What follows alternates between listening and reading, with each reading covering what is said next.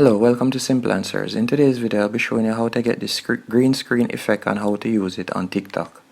First, you open up TikTok, then you're going to click on search, and then you're going to type in on the search bar green screen.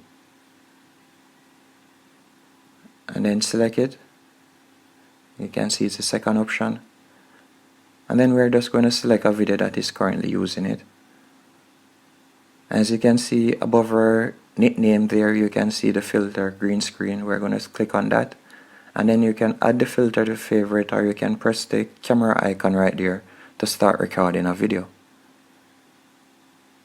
As you can see, it's loading effects. Just give it a few seconds, and there you can see the effect of the green screen filter in the background.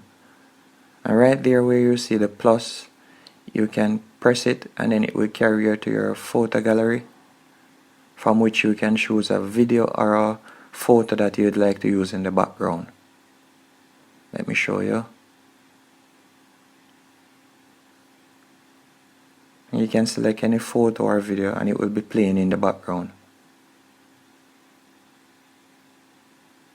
As you can see right there. And that's how you use it. Hope you found this video informative. If you did, be sure to hit the like button and also subscribe.